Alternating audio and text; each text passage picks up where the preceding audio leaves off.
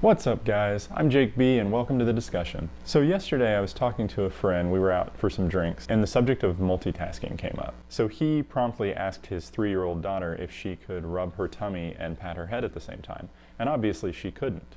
Now some of us can do that, but it's mostly because we've practiced. So what I want to talk about today is whether or not multitasking is even possible, and the cost of attempting multitasking when really you could be focusing on a single task. So I have a more practical test. First, what you'll do is you'll write down, I am a great multitasker, and then you'll write the numbers 1 through 20. So just 1, 2, 3, 4, all the way to 20. So you'll want to time yourself while you're doing this. So go ahead and do that first part. If you're on a computer, you can type it, that's fine. And make sure and time yourself so that we can compare to the second part, which I'll give you in just a couple minutes. By the way, I post videos 5 days a week on varying topics such as productivity, focus, leadership, discipline, and many other topics. If those topics interest you, I would ask you to consider subscribing so that you can get more videos like this. Yes, we can do two things at the same time. I'm not arguing that we can't. What I would argue is that we can't focus on two tasks.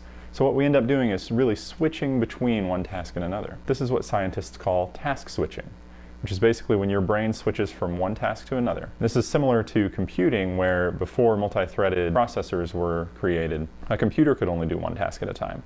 Now, to the user, it appeared that the computer could do multiple things because a video could be playing and you could move the mouse around, for instance. But really, the processor was working at such a fast pace that it would be switching back and forth between those two activities, which is what our brain does. So this process of task switching is very fast, but it's not free. The trouble is, we can switch our focus so quickly and seamlessly that it makes it seem to us that we're doing multiple things at the same time, when really we're not.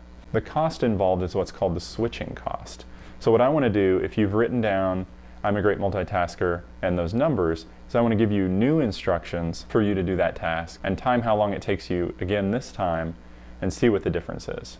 What you're going to do this time is, instead of writing, I'm a good listener, and then the numbers, you're going to write I, and then the number 1, and then A, and the number 2, and so on, so that you end up interthreading those two things. You're going to do that and time yourself, and then we'll compare the two numbers. So how long did it take you to do it the new way? In this case, we're simulating 40 task switches. So you have to go back and forth between counting and writing a sentence. And just that by itself, even with a simple task, adds up to a lot of time.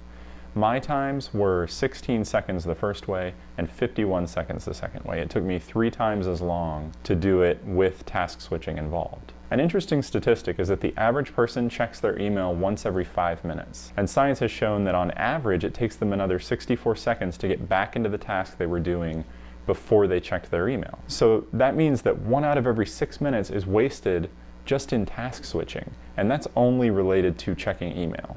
This is why many great productivity books instruct you to allot time to check your email and not check it throughout the day, because it disrupts your flow of focus. So what can you do to avoid this waste? One obvious way would be to allot time for email. Don't check email throughout the day. Don't start your day with checking email. Along with email, turn off notifications on your smartphone. Put your smartphone away and allot time every other hour or something to check your phone.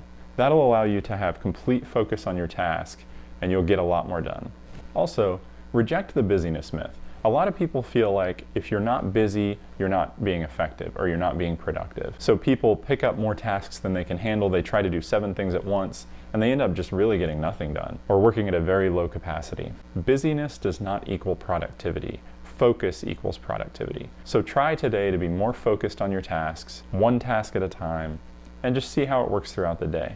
So how do you do on the test? Put your times down below so that we can compare. I hope this video was helpful to you. If it was, hit that like button and consider subscribing so you can get more videos like this 5 days a week. Have a great day.